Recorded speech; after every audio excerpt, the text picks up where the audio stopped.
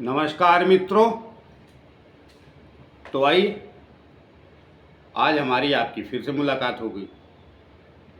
और जैसा कि मैं हमेशा ही कहता हूँ कि जब तक परमात्मा की मर्जी है, परमेश्वर की मर्जी है, हमारा आपका यह सिलसिला चलता ही रहेगा। तो आज काफ़ी दिनों के बाद मैं आप लोगों से मुखातिब हूँ, अर्थात मिल रहा हूँ। और जैसा कि मैंने पीछे एक दो वीडियो बनाए थे 1-2 महीने पहले, तो मैंने कहा था कि हमारे छोटे भाई का स्वर्गवास हो गया। उसकी वजह से अनेक समस्याएं आ जाती हैं। अब छोटा भाई है और मैं बड़ा हूँ, तो अब चलिए, तो उसकी वजह से बीच में काफ़ी देरी हो गई। लेकिन आज मैं फिर से आप लोगों से मुखातिब हूँ, अर्थात आपके सामने हूँ और आप लोगों से बातचीत कर रहा हूँ। तो यह बात करता हूँ मैं वृश्चिक लगन के अप्रैल माह की। अप्रैल माह आप लोगों का कैसा रहेगा 2025 का। तो अब देखिए क्या है कि ग्रहों की स्थितियां बड़ी अजब सी हैं। बहुत कम ऐसा कॉम्बिनेशन होता है, बहुत कम ऐसा समय आता है कि जब एक साथ इतने सारे ग्रह हो जाए। तो वही चर्चा को आगे बढ़ाएं उसके पहले एक छोटी सी प्रार्थना मैं और भी करता हूं कि जिन्होंने हमारे चैनल सब्सक्राइब नहीं किया कृपया कर लीजिए।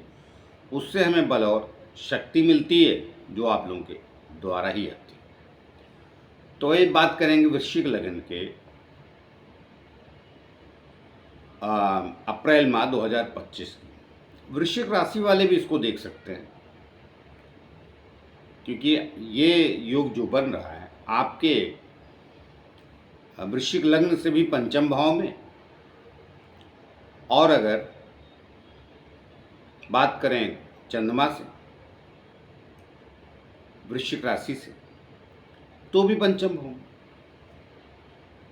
तो इसलिए वृश्चिक लगन वृश्चिक राशि के लोग बिल्कुल देख सकते हैं इसे। हाँ, और जिनका वृश्चिक लगन वृश्चिक राशि है, दोनों है, उनके लिए तो एकदम ही कारगर सिद्ध होगा ये। लेकिन अगर आपका वृश्चिक लगन है, राशि कोई और है, तो भी आपको ये वीडियो पूरा देखना चाहिए। और जिनका लगन कुछ है वृश्चिक राशि, सॉरी लग्न वृश्चिक नहीं है, राशि वृश्चिक है, लग्न कोई और है, वो भी ये देख सकते हैं। उनके लिए भी बात थोड़ी सटीक बैठेगी, लेकिन इनकी अपेक्षा कम बैठेगी। मैं झूठ नहीं बोल पाता हूँ, क्या करें, स्वभाव ऐसा ईश्वर ने दिया है।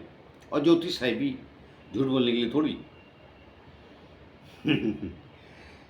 तो आइए बात करते हैं। तो अब देखिए वृश्चिक लगन से बात यह है कि अभी सभी लग्नों के लिए मीन राशि में तो ग्रह 5 तो चले गए। अब जब 5 ग्रह एक जगह बैठ जाते हैं तो क्या होता है कि वो उस घर की और जहाँ जहाँ उनकी दृष्टियाँ हैं और उस लग्न की विचार और सोच को बड़ा बदल देते हैं। इसको मैं एक्चुअली दरअसल हमेशा ये एक बात कहता हूँ कि मानव जीवन जैसा चलता है, ग्रहों को वैसे आप देख के प्रेडिक्शन करेंगे या बात करेंगे तो ज़्यादा सटीक और ज़्यादा नज़दीक आपकी बात पहुँचेगी। तो इसीलिए अक्सर मैं जब प्रेडिक्शन करता हूँ तो ईश्वर कृपा है, उसमें भगवान की कृपा भी चाहिए, परमात्मा की कृपा भी चाहिए होती है कि जो आप वाणी खोल रहे हैं वो सही निकले। तो ज़्यादातर मेरा प्रेडिक्शन सही ही रहता है। तो अब क्या है, मैंने कहा 5 ग्रह, तो 5 ग्रह जैसे एक जगह बैठे हैं तो ऐसे समझिए जैसे 5 व्यक्ति एक कमरे में रहते हों, मालिक भी रहता हो या ना रहता हो, भाड़े पे दिया हो, लेकिन 5 लोग जब रहते हैं तो कहीं ना कहीं आपको एक दूसरे से प्रभाव पड़ जाता है, एक दूसरे के ऊपर प्रभावशाली हो जाते हैं, वैसे ग्रह ही होते हैं। तो 5 ग्रह जब एक घर में बैठेंगे, अब जल तत्व राशि में बैठे हैं, तो जल तत्व राशि में बैठे 5 ग्रह, उसमें कुछ क्रूर भी हैं, कुछ सौम्य भी हैं। तो वृश्चिक लगन के लिए तो सौम्य ग्रह भी क्रूर जैसा ही फल देते हैं, लेकिन एक आयु तक देते हैं, हमेशा नहीं देते। तो अब कौन कौन बैठे हैं? सूर्य, बुध, शुक्र, शनि और राहु। तो अब 5 ग्रह एक जगह बैठे हैं, 5 ग्रह। तो अब उसमें शनि, सूर्य शत्रु, शुक्र भी शत्रु सूर्य का, बुध ठीक है, तो राहु वो तो सभी के शत्रु कहें आज के युग में, या जिसको कहते हैं कि जो संसार में गलत या भ्रम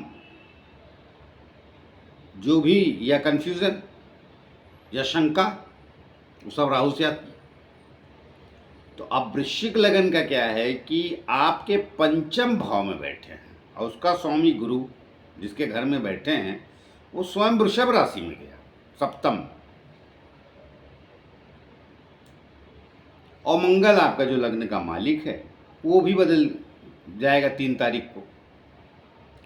तो 3 तारीख को मंगल मिथुन राशि से कर्क राशि में आ जाएगा। बाकी ग्रहों को छोड़ देते हैं, बाकी में बचा ही कौन? केतु सामने ही रहेगा। जब राहु पंचम में है तो 11वें केतु बैठेगा। गुरु मैंने बता ही दिया। मंगल आपके कर्क राशि में है। चंद्रमा की आप कहानी जानते हैं, हर 1.25 दिन बदलता रहता है, तो 30 दिनों में कहाँ किस राशि में रहेगा वो तो उसके चक्कर के साथ है। तो अभी विशेष स्थिति क्या होती हैं? विशेष स्थितियाँ ये हैं कि जब 5 ग्रह एक जगह बैठ जाते हैं और उनका स्वामी आपके सप्तम भाव में गया और लग्न में दृष्टि डालता है, तो वृश्चिक लगन के लिए मैं कहूँगा आपका जो स्वामी है वो तो सही जगह गए, पंचम भाव का होके केंद्र में गया वृषभ राशि में। उसका स्वामी जो है शुक्र, जहाँ पे ये गुरु बैठा शुक्र की राशि में अर्थात वृषभ राशि में, उसका स्वामी उच्च का है। तो ये स्थितियाँ क्या बताती हैं? कन्फ्यूजन और परेशानियाँ होते हुए भी कहीं ना कहीं आपके लिए भलाई है। और जो कई चीज़ें आपके जीवन में पीछे से चली आ रही थी, कन्फ्यूज़न की, इसकी उसकी, उसमें आप क्लियर हो जाएंगे कि ये व्यक्ति सही है या नहीं है। वहाँ आप कन्फ्यूजन नहीं पालेंगे, ये व्यक्ति गलत है या नहीं है। गलत है तो गलत और सही है तो सही, आप यहाँ क्लियर तो हो जाएंगे कम से कम। इसमें सपोर्ट आपका गुरु करेगा। मगर अब आत्मबल और कर्म बल, अर्थात आपके कर्म स्थान का स्वामी सूर्य भी वहीं बैठा है, मगर वो ज़्यादा डिग्रियों पे सबको अस्त करके रखा है। और राहु भी कम बलवान है, वो भी 2 डिग्री का बच्चा है, उसका भी बल क्षीण होके वो अभी उल्टा चलता है तो कुंभ राशि में जाएगा ही। तो कुल लेने के बात ये है कि ये पंचम भाव में आप कितने सारे ग्रह बैठे हैं, तो आप डरे ना। कई लोग डराएंगे भी। मैं इसलिए बोल रहा हूँ डरे ना, क्योंकि सूर्य आपके कर्म स्थान का स्वामी तो है, साथ साथ आत्मकारक भी होता है। हल्का सा कंफ्यूजन, हल्का सी दुविधा जिसको हिंदी में बोलते हैं, वो अवश्य रहेगी। लेकिन आपको मैं बता रहा हूँ, वीडियो मेरा देख रहे हैं तो आप आत्मबल को पूरे मजबूत कीजिए, कुछ भी नहीं होने वाला है। और ये माह एकदम बढ़िया जाएगा आपका। सही गलत को आप और अच्छी तरीके से इस माह में पहचान जाएंगे, और 15 तारीख के बाद तो पूरे पहचान जाएंगे। 15 पकड़ लिए, 16 अप्रैल पकड़ लिए, क्योंकि सूर्य आपका उच्च का हो जाएगा 6ठे स्थान पे। तो जब सूर्य उच्च का 6ठे स्थान पे हो जाएगा तो क्या होता है कि कर्म स्थान का स्वामी 6ठे गया है मगर उच्च का है, लेकिन अपने स्थान से पंचम है। तो आपके कार्यों में, आपके आत्मबल में बहुत ज़्यादा बल आ जाएगा। तो जितने बुरे ग्रह आपके पंचम भाव में बैठे हैं, घेरे हुए हैं, वो कहीं ना कहीं आपको कोई कष्ट देने वाले नहीं हैं। यहाँ सूर्य है भी तब भी नहीं दे रहे हैं, क्योंकि सबको अस्त कर दिया है, सब उसी के नज़दीक है। सूर्य ही वहाँ का राजा है और उसका स्वामी केंद्र में चला गया है गुरु, और जो आपके लग्न पे, लाभ स्थान पे और पराक्रम पे दृष्टि दे रहा है। तो ये माह आपके लिए कहीं न कहीं बेहतर परिस्थितियों को बनाएगा। आप कर्मठता को रखेंगे, हल्का सा आलस भी रहेगा, क्योंकि देखिए क्या होता है कि थोड़ा रहेगा, लेकिन एक बार जैसे आलस पाल दें, सोच रहे उठूं ना उठूं जैसे, लेकिन उठे अगर आप बिस्तर से तो एकदम तीव्र गति में सब काम कर लेंगे, फिर आलस नहीं होगा। फिर जब आप काम कंप्लीट कर लेंगे तभी आपको चैन भी मिलेगा। तो मैं कुल ले दे के ये बात देख रहा हूँ कि वृश्चिक लग्न के लिए ये माह मुझे खराब नहीं दिख रहा है, अनेक गतिरोधों के बावजूद भी। लेकिन जैसा मैंने पहले आपको कहा कि जब एक स्थान पे इतने सारे ग्रह हो जाते हैं, तो उसका उदाहरण मैंने सरल भाषा में दिया कि जब एक घर में या एक कमरे में 5-6 लोग रहते हैं तो कहीं ना कहीं एक दूसरे का प्रभाव अवश्य पड़ जाता है। तो अब उसमें होगा क्या, अब किसकी कौन सी दशा या अंतरदशा चल रही, उसका प्रभाव उस व्यक्ति के ऊपर ज़्यादा दिख जाएगा। Hi, your next online time is in 10 minutes. Please come online. है आपके जीवन Hi, में your next online time is in 10 minutes. Please come online. वो आपके जीवन में असर दिख जाएगा। तो वो क्या है कि वो कहीं न कहीं वो प्रभाव आपके जीवन में दिखाई पड़ेगा ये पूरे माह। लेकिन मैं आपको एक लाइन में एक सलाह देता हूँ, अपने आत्मबल को मजबूत कीजिए, अपने व्यक्तित्व को भी मजबूत कीजिए। तो व्यक्तित्व कैसे मजबूत होगा, सही सोच से। सही सोच क्या है, सीधे को सीधा समझिए, अच्छे को अच्छा समझिए और गलत को गलत समझिए। अगर गलत दिख रहा है तो कहने की भी आदत डालिए, कह दीजिए। आप ये मत सोचिए आपको नुकसान कर देगा, नहीं होगा नुकसान, भला होगा, मैं आपको बता दिया। हाँ, आप उसको कितनी कठोरता से कहते हैं वो देख लीजिए। क्या है, सजीवी सरलता से कहा जा सकता है ना, उद्दंडता से नहीं कहा जा सकता ना, क्योंकि गुरु आपके गुरु की राशि में सब बैठे जल तत्व में। तो जल क्या होता है, भावना प्रधान होता है और शीतल होता है जल। तो उसी के ही घर में, गुरु के ही घर में मीन राशि में जब सब जल तत्व में बैठे हैं, तो आप सच को सच के तरीके से कह देंगे तो ये बाद में समझ जाएंगे कि नहीं मैं ही गलत हूँ, ये आदमी सही। तो इस महीने में वृश्चिक लग्न वालों को ये कह रहा हूँ कि जो भी सच है उसके साथ रहिए, क्योंकि आपका जो पंचम भाव का स्वामी है जिसमें सारे ग्रह बैठे हैं, और आपका गुरु वैसे भी बलवान होता है, वाणी स्थान का, धन स्थान का, सेल्फ रिस्पेक्ट का, इन सब चीज़ों का कारक होता है। लेकिन अब उसमें डिटेलिंग में जाऊँगा, गुरु कहाँ कहाँ का क्या हो, पंचम भाव का हायर एजुकेशन का भी होता है, ज्ञान का भी होता है। लेकिन उसकी पहली प्राथमिकता अभी गोचर में क्या है, पहली अभी एक किसी भी वृश्चिक लगन के बारे में बात कर रहा हूँ, उनका गुरु कहीं भी बैठा, उनके की प्लान कहीं बैठे, वो कोई मान नहीं रखते। मैं इस महीने की बात कर रहा हूँ। तो गुरु आपका कहाँ बैठा, वृषभ में, और उसका स्वामी कहाँ है, पंचम भाव में उच्च का है। तो आपको नुकसान नहीं होगा किसी भी चीज़ का, बस तभी होगा जब आप थोड़ा सा तिकड़म जिसको कहते हैं ना, चालाकी दिखाएंगे तो फिर वहाँ राहु भी बैठे, उसको बल न दें। जो सही है सही तरीके से आप कह दें, और दूसरे अपने सबऑर्डिनेट के मतलब आपसे अपने जो छोटे हैं उनके साथ भी चालाकी ना दिखाएं, उनको बेहतर है कि उनको समझाएं, तो आपको ज़्यादा इज्जत और आदर करेंगे आपका, क्योंकि आपका गुरु सप्तम भाव में बैठ के कहाँ देख रहा है, लग्न को, लाभ स्थान को, वहीं केतु भी बैठा है। जब पंचम भाव में मीन राशि में राहु रहेगा तो केतु सामने रहता है कन्या राशि में।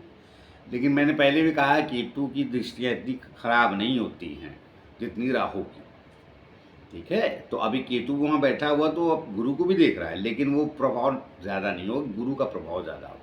तो थोड़े आए आपका व्यक्तित्व और आपका परिश्रम, क्योंकि सारे ग्रह गुरु के अधीन, क्योंकि उसके घर में बैठे हैं। मकान मालिक तो गुरु है ना, तो सुनना तो सबको, वो तो किराएदार हो गए ना 5 ग्रह। मालिक कौन उसका, मीन राशि का गुरु ना, उसके घर में बैठे हैं। तो कुल लेदे के मालिक आप हैं, तो मालिक की सलाह मैं आपको क्या दे रहा हूँ कि गुरु का जो स्वभाव है उसको रखिए। तो न शनि कुछ करेगा न राहु। सूर्य ऑलरेडी आपका मित्र है, बैठा हुआ।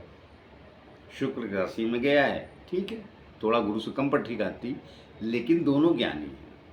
अब गुरु और शुक्र की मित्रता को क्यों बोलते हैं कि थोड़ी पट्टी कम खाती है? सिर्फ कारण एक है, गुरु वाकई ज्ञानी होता है, आध्यात्मिक ज्ञानी होता है। शुक्र थोड़ा भौतिक चीज़ों को लेते हुए, मतलब ज्ञान है लेकिन घोड़ा गाड़ी और ऐश्वर्य भी चाहिए, ये शुक्र की है कहानी। गुरु भी,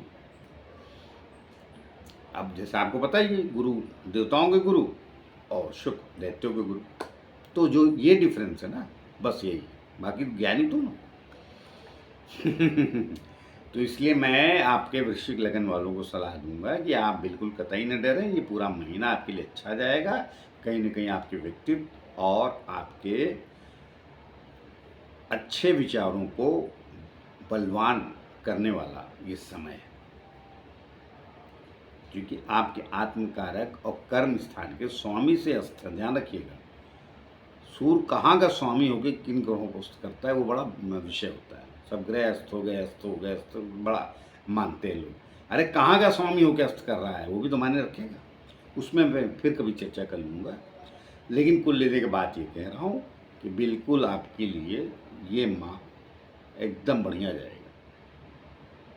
अब छोटी मोटी इरिटेशन आएगी, नहीं आप बोलेंगे एकदम बढ़िया बोले तो सब कुछ। अब भाई जिंदगी में सब 300 दिन एक समान नहीं होते हैं। जो तुलसीदास जी ने कहा हर दिन ना हो तो एक समान है। अब जब जब चंद्रमा डिस्टर्ब रहेगा तो आप डिस्टर्ब रहेंगे, लेकिन ओवरऑल ये महीना आपके लिए अच्छा बीतेगा। थोड़ा इरिटेशन, अर्थात इरिटेशन और फ्रस्ट्रेशन, झुंझलाहट और कुंठा अगर आती है तो उसको दरकिनार कीजिए। किसी की वजह से वो ना पाले। आप ज्ञान और विवेक का साथ रखें, पूरा महीना एकदम फर्स्ट क्लास बीतेगा। और विशेष रूप से अपने लाइफ पार्टनर से थोड़ा सहयोग बना के रखें, वरना सब तो अपनी जगह, ये अपनी जगह, वहाँ थोड़े झंझट झमेले होने के चांसेस बनते हैं। वहाँ भी विवेक और शांति का साथ रखेंगे तो वहाँ भी कुछ नहीं होगा। तो ओवरऑल ये महीना आपकी बहुत अच्छा जाने वाला है। कुल लेदे के महीना अच्छा जाएगा। तो आइए मिलते हैं किसी और नए विषय को लेकर, तब तक के लिए आज्ञा दीजिए। जाते जाते फिर से प्रार्थना है कि जिन लोगों ने हमारे चैनल सब्सक्राइब नहीं किया है कृपया कर लीजिए, उससे हमें बल और शक्ति मिलती है जो आप लोगों के द्वारा ही आती है। नमस्कार।